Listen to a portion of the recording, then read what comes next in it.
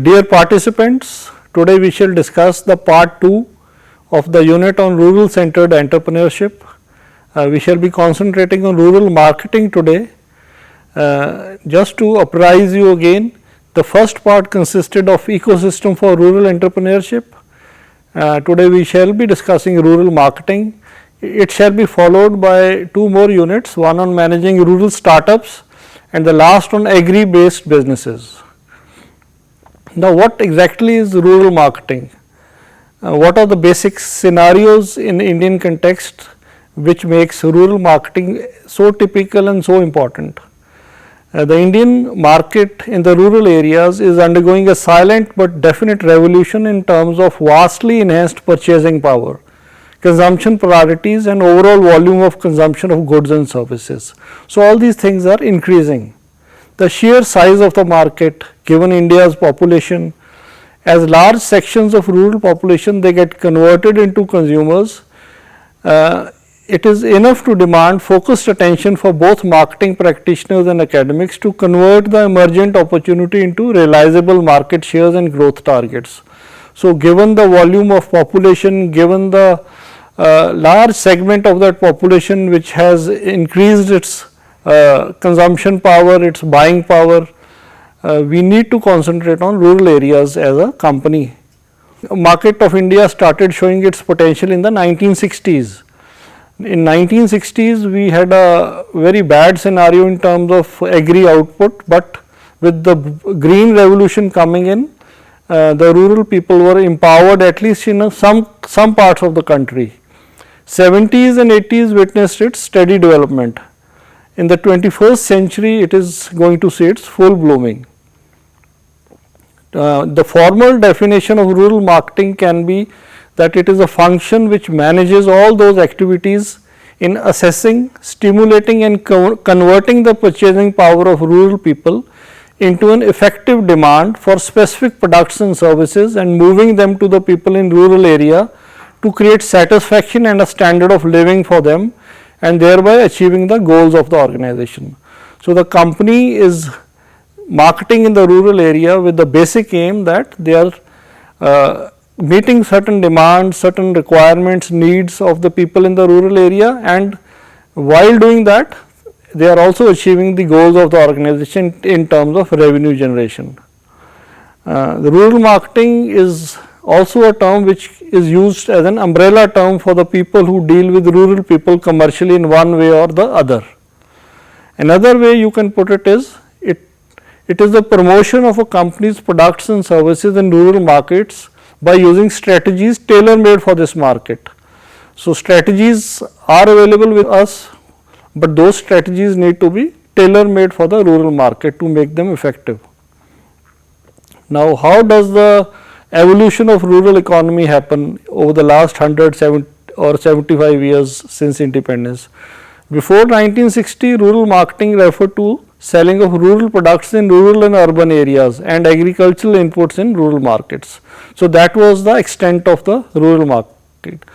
It was treated as synonymous to agricultural marketing basically.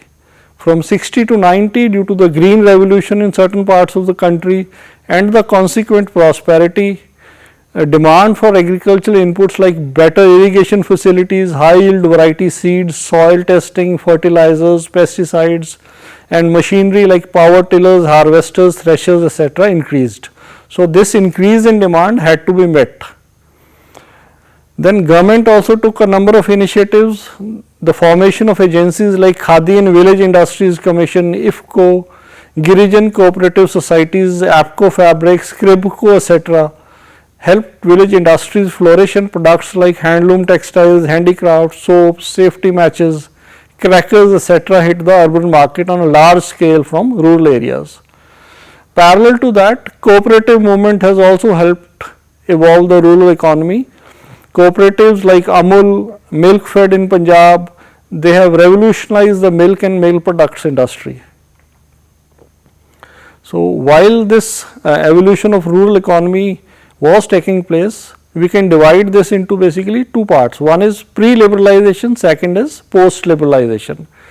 During the pre-liberalization phase, marketing of household consumables and durables to the rural market was paid less attention due to the widely scattered and poorly connected nature of the market, making reach difficult and expensive as well as less purchasing power in large tracts.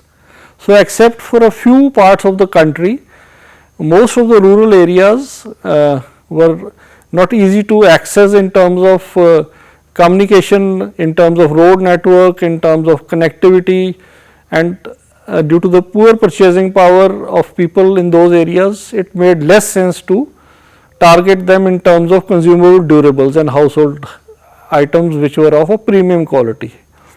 However, post 1991 the economy opened up and the rural areas also witnessed an all-round socio-economic progress.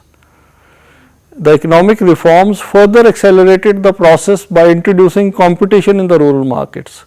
So, people even in the rural areas, they had a choice now for the first time, which product to buy, which to reject. They could analyze and assess and then adopt a product.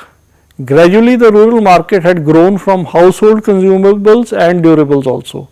For companies, rural marketing became a distinct activity of attracting and serving rural markets to fulfill the needs and wants of persons, households and occupations of rural people. So, now more and more attention was being paid due to the increase in infrastructure, increase in overall socio-economic progress in rural areas. A large segment of the population due to liberalization was pulled out of poverty and they became more self-dependent, they became more prosperous as a result. Now, the nature of the rural market is that it is a very large, diverse and scattered market. India is a huge country and in that huge country thousands and thousands of villages are there.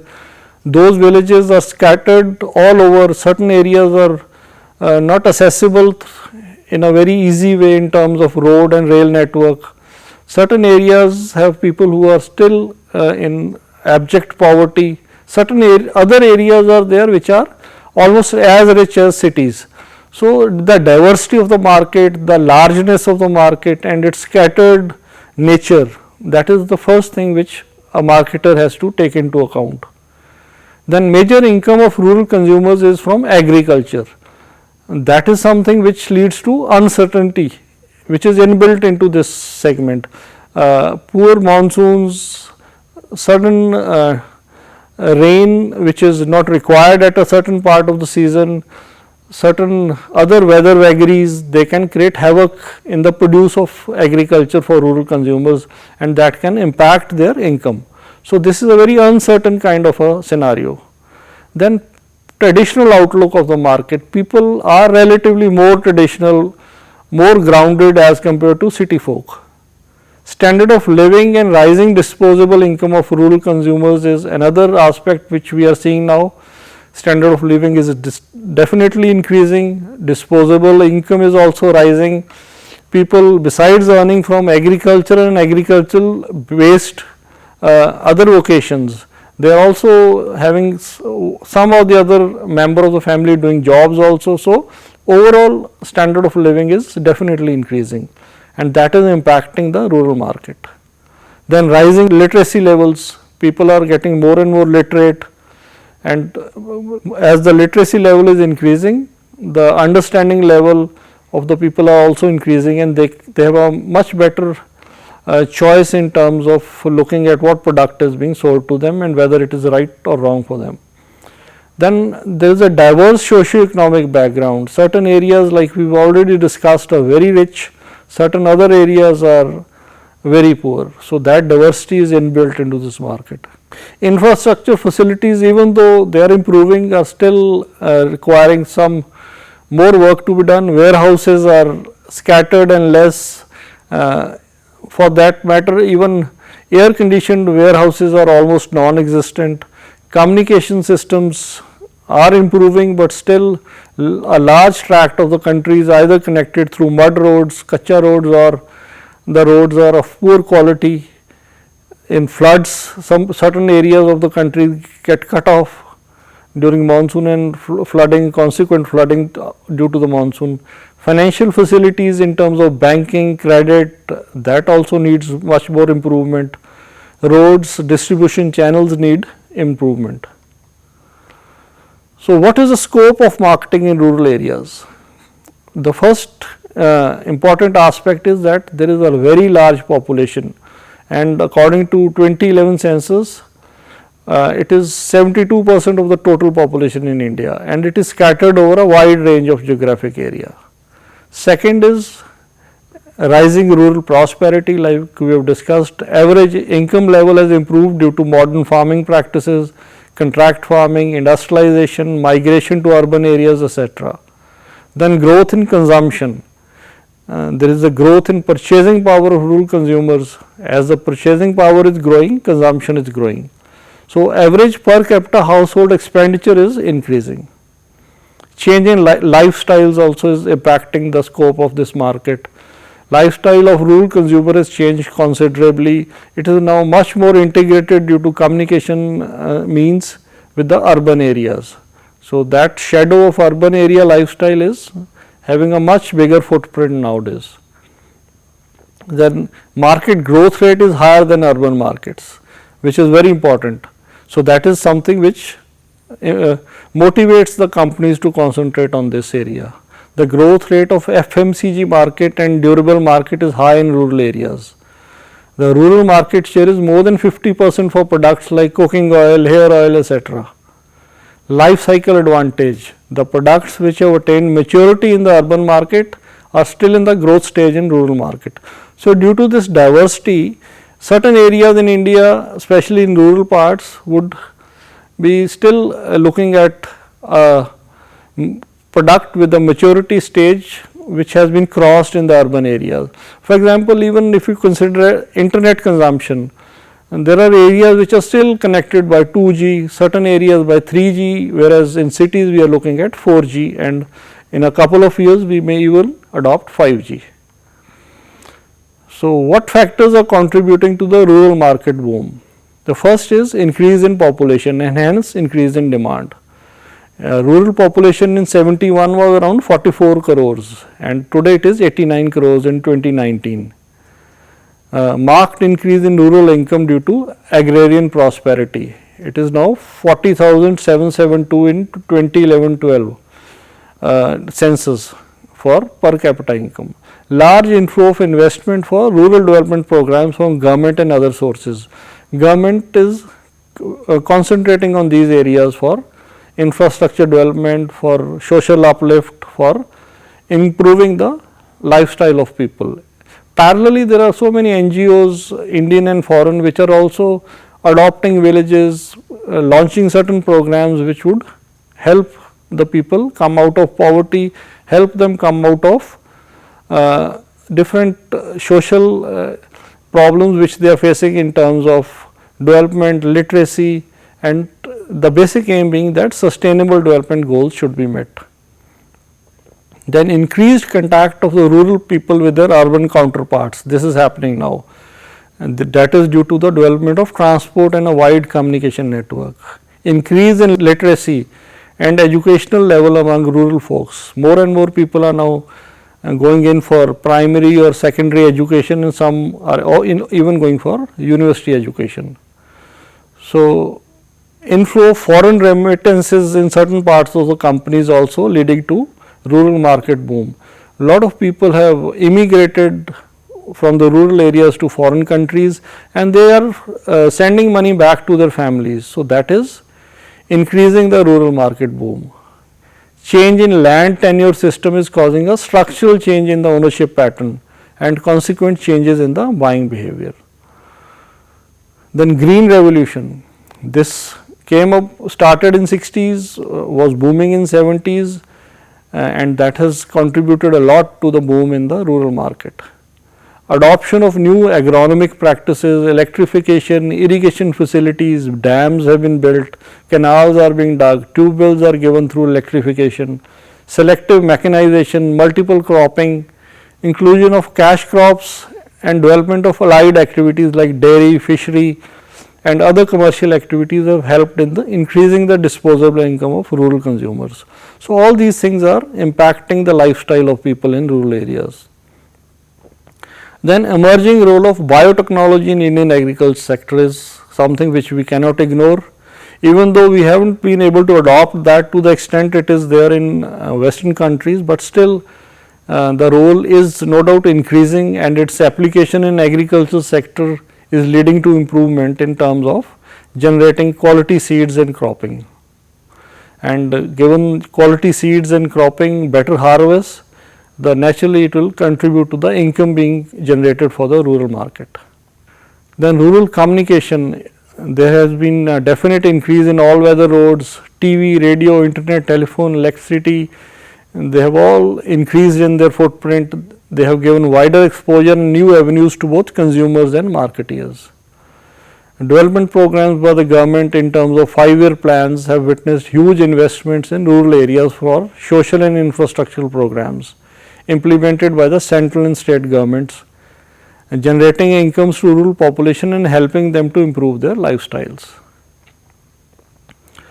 We have discussed so many aspects about rural markets, their scope, their possibilities, and we cannot really ignore the problems in rural marketing. Transportation is a problem which is still prevalent. Despite improvement in transportation facilities, large areas are still not connected, especially during monsoon.